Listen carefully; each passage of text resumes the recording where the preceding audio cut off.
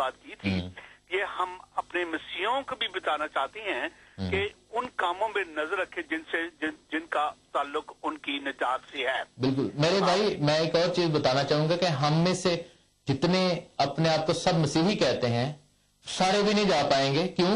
اس کی وجہ یہ ہے کہ بہت سے لوگ شاید یہ سمجھتے ہیں کہ میں صرف مسیحی گھرانے میں پیدا ہوا ہوں، اس وجہ سے میں مسیحی ہوں. حالانکہ مسیح تب ہوتا ہے جب وہ مسیح پر ایمان لے کر آتا ہے پورے دل سے. آمین. میرا باپ اگر کرسچن تھا یا پاسٹر تھا تو اس سے مجھے کیا فائدہ ہوا؟ ہر شخص کے لیے شخصی نجات دہندہ مسیح کا ہونا بڑا ضروری ہے. جی ہاں. چرچ جانا آپ کو نہیں بچائے گا، بلکہ مسیح کے نام کا ایمان لانا اور اقرار کیا جانا یہ بہت ضروری ہے. ہمارے لوگوں میں سے اسپرٹ کو نکالنا پڑے گا کہ ہم جو ہے ڈینومینیشنلزم میں ہیں. ہم جو ہے اس وقت ایسی اسپرٹ میں ہیں کہ ہم یہ سمجھتے ہیں کہ بس ہم اس فیملی میں پیدا ہوئے ہیں، ہماری بڑی لانگ ہسٹری ہے تو ہم بس بچ رہے ہیں. ایسی کوئی بات نہیں ہے. بہت خوبصورت کہا آپ نے، اور یہی میں چاہتا ہوں کہ ہمارے جو سوئے ہوئے بہن بھائی مسیح ہیں ان کو بھی جگایا جائے، کیونکہ یہ کلام ہر ایک شخص کے لیے جو دنیا پہ رہتا ہے. اور چندے دینے سے بھی ہم بادشاہ میں نہیں جا سکیں گے. خداوند آپ کو بہت برکت دے. آپ کا کلام بہت پر اثر تھا. تھینک یو ویری مچ. خداوند آپ کا خداوند کا شکر کرتا ہوں اس کلام کے لیے. جی sir, thank you very much. Thanks lot. یہ تھے جناب ساؤتھ ہیمپٹن سے فضل صاحب، اور بڑی اچھی بات انہوں نے کہی کہ بہت سے لوگ جو ہیں وہ مکروہات میں پڑے ہیں، اپنے کاموں سے ہم خداوند کو دکھ کیے ہوئے ہیں، تنگ کیے ہوئے ہیں. میرے بھائیوں، میرے عزیزوں، آپ سے گزارش ہے کہ ہمیں اٹھ پڑنا ہے. اب ہمیں جوش میں آنا ہے، کیونکہ کلام یہ کہتا ہے کہ مسیح کی آمد بہت قریب ہے، وہ دروازے پر ہے، نزدیک ہے، اور ہمیں مان لینا چاہیے کہ خداوند آنے والا ہے. نیکسٹ کال لیتے ہیں. Hello hello. جی سر. ہاں جی. ہاں جی، میں آپ کی بات سن رہا تھا اور میں بھی پروفیسی کا اسٹوڈنٹ ہوں. اور آپ کا نام بھائی؟ آپ کا نام؟ میرا نام تنویر اختر، میں الفرڈ سے بول رہا ہوں. تنویر صاحب ویلکم. ہاں جی. سب سے پہلے تو آپ مجھے یہ بتائیے کہ آپ کا ریپچر کے بارے میں کیا خیال ہے؟ بائبل اس چیز کا حوالہ دیتی ہے کہ کلیسیا جو ہے جی اس کا ریپچر ہوگا، اور اس کے بعد بالکل ہوگا، اور جو مردے ہیں وہ پہلے میرا پورا سوال سن لیجیے نا. جی جی جی. اور اس کے بعد یہ ہے کہ زمین پر شیطان کی 7 سالہ حکومت ہوگی. اس دوران کلیسیا جو ہے وہ اوپر رہے گی خداوند کے پاس، اور اس کے بعد خداوند واپس آئیں گے زمین کے اوپر، اور 1000 سال تک ان کی بادشاہی قائم ہوگی. ٹھیک ہے. اور اس کے بعد یہ ہے کہ شیطان کو چھوڑا جائے گا، کیونکہ 1000 سال جو شیطان ہے وہ اس کو بند کیا جائے گا، اور the world will go back to the days of the garden of Eden. اور اس کے بعد جب اس کو چھوڑا جائے گا تو دنیا کی جو پاپولیشن ہے پھر دوبارہ مطلب یہ کہ اس کے پیچھے لگ جائے گا، اور خدا جو ہے پھر وہ اس پرانی زمین اور پرانے جو بھی ہے اس کو غرق کرے گا، اور پھر نئی زمین اور نیا آسمان ہوگا جس میں ہم روحانی قدموں میں رہیں گے جو خدا کے لوگ ہیں. آپ کا سوال کیا ہے؟ دانیل نبی کی جو رویا ہے اس کے بارے میں کیا خیال ہے؟ جو 42 ہفتوں کی رویا ہے اس کے بارے میں تھوڑا سا بتائیے.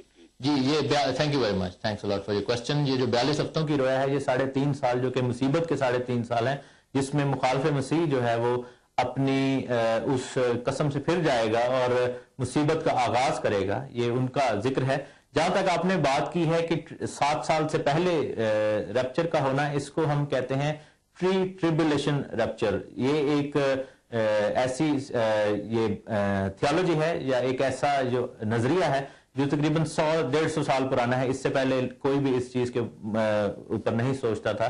اور یہ جو ٹیچنگ ہے یہ صرف ایک حوالے پر بیسڈ ہے جو کہ دوسرا تھسلنیکیوں میں لکھا ہے کہ اس سے پہلے کہ وہ بے دین آئے ایک چیز ہے جو اسے روکے ہوئے ہے. اور لوگ یہ کہتے ہیں کہ جی ہولی اسپرٹ جو ہے اس کے بارے میں یہ ذکر ہے اور وہ اٹھا لیا جائے گا تو پھر کلیسیا بھی اٹھا لی جائے گی. اور لیکن اس کے لیے نا ہمیں کوئی اور زیادہ ریفرنسز نہیں ملتے. میں آپ سے گزارش کروں گا کہ اگر آپ کے پاس ریفرنسز ہیں تو آپ پلیز لائیے گا. لیکن بائبل میں جو زیادہ تر ریفرنسز جو مجھے نظر آتے ہیں جب میں دیکھتا ہوں وہ پوسٹ ٹریبولیشن ریپچر کے ہیں، جس میں بار بار مصیبتوں میں سے گزرنے کا ذکر ہے. لکھا ہے کہ ان دنوں کی مصیبت. اور پھر سیکرٹ کمنگ کے بارے میں مجھے کوئی ریفرنس نہیں آج تک ملا، تو اس کے بارے میں آپ ضرور مجھے بتائیے گا. لیکن میں جو بلیو کرتا ہوں، میں پوسٹ ٹریبولیشن ریپچر پہ بلیو کرتا ہوں، جو کہ شروع سے ہی ایک نظریہ رہا ہے کہ پہلے مخالف مسیح آئے گا، اس کے بعد 7 سال کا جو عہد ہے اس میں 3.5 سال مصیبتوں کے ہوں گے، फिर कलीसिया और ईमानदार जो है वो उठाए जाएंगे, मुर्दे जिंदा होंगे, मसीह की आमद होगी और साथ ही जो है वो 1000 साल बादशाही का आगाज हो जाएगा और मुखालिफ मसीह will be put to an end and death, और उसको आपकी झील में डाल दिया जाएगा और उसके बाद शैतान कैद किया जाएगा 1000। जैसा कि आपने बाकी जो चीजें बताई वो बिल्कुल ठीक थी कि शैतान 1000 साल के लिए कैद किया जाएगा, फिर छोड़ा जाएगा और फिर दोबारा जंग होगी और फिर नया आसमान और नई जमीन हो जाएगी। आपसे नेक्स्ट कॉलर से बात करेंगे। हेलो हेलो जी सर। हाँ जी जी, I am Qamar from Sutton. Qamar साहब सटन से, आप कैसे हैं आप भाई? हाँ जी, अभी एक अजीज ने कुछ बोला था कि, और आपने भी कहा था कि हमें मसीहों को जगाने की जरूरत है जी। ये मेरे अजीज, ये ईमान हमें बचाता है, लेकिन खाली ईमान हमें नहीं बचाएगा। मुकाशवा की किताब उसके आखिरी बाब में उसकी 12वीं आयत, उसमें लिखा है, खुदाम कह रहा है, देख मैं जल्द आने वाला हूँ और हर एक के काम के मुआफिक, हर एक के काम के मुआफिक देने के लिए मेरे पास बदला है, अजर है, अजर मेरे पास है। हाँ जी, रिवॉर्ड की बात हो रही है। मेगा हूँ, वो रिवॉर्ड की बात हो रही है। सारे लोग हम मानते हैं, मसीह की पर ईमान रखते हैं, लेकिन ईमान के साथ साथ अगर हमारे अमल नहीं तो हमें कुछ नहीं मिलेगा। देखिए, निजात का जहां तक ताल्लुक है ना, बाइबल इसके बारे में बड़ी क्लियर है कि निजात का जो क्राइटेरिया है वो ईमान है, लेकिन हमारे अमाल जो है वो निजात की तस्दीक करते हैं। ठीक है, जब हम अमाल की बात करते हैं तो अमल करके मैं ये नहीं कह सकता कि मुझे बादशाही में जो है वो जाने के लिए मेरे अमाल मुझे ले जाएंगे, ईमान ही लेके जाएगा, लेकिन हमारे अमाल जो है वो बाइसे अजर होंगे, डेफिनेटली होंगे, उसका अजर हमें दिया जाएगा, जो कि कलाम में लिखा है। और लिखा है कि किसी को 10 शहरों पर इख्तियार है, किसी को 5 शहरों पर इख्तियार, और सजा और जजा का भी जिक्र है। किसी का काम जो है वो ग्रंथियों की किताब में लिखा है कि जल जाएगा, किसी का रद्दा सोने का था, किसी का कीमती पत्थरों का था, किसी का घास फूस का था, ये उनका जिक्र है अमाल का। लेकिन निजात जो है ईमान से है। उसके बाद निजात याफ्ता जिंदगी में अमाल की बड़ी ज्यादा इंपॉर्टेंस है, क्योंकि याकूब ये कहता है अपने खत में कि ईमान अमाल के बगैर मुर्दा है। ठीक है, सो अगर हम ईमान रखते हैं और अपने अमाल से साबित नहीं करते तो हमारा ईमान हमारे अंदर मुर्दा है।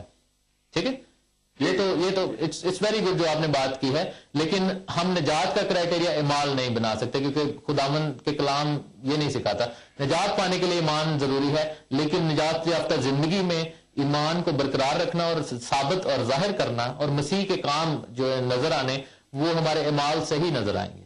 Thank you very much. एक ईमानदार की निजात जो है उसके अमाल से जाहिर होती है दुनिया पर। हाँ जी, मैं ये कह रहा हूँ कि वो निजात से तो लोग भी देखते हैं हमारी जिंदगियों को।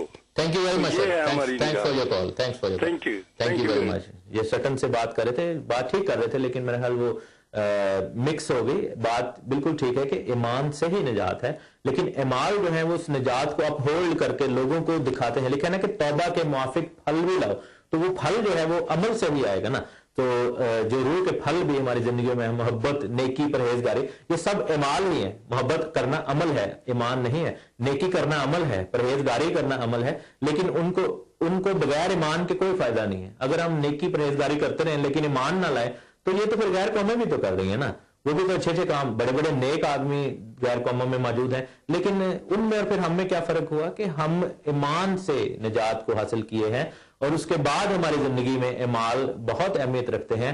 तो एक मसीही की जिंदगी में अमाल का होना बहुत जरूरी है। ये मैं आपको बता दूं, निजात के लिए नहीं, लेकिन निजात याफ्ता जिंदगी को साबित करने के लिए, मसीह की शबी, मसीह की जो है वो कह लें कि खूबसूरती अपने अंदर से दिखाने के लिए ये बड़ा जरूरी है कि हम अमाल को भी अपनी जिंदगी में लेकर आए।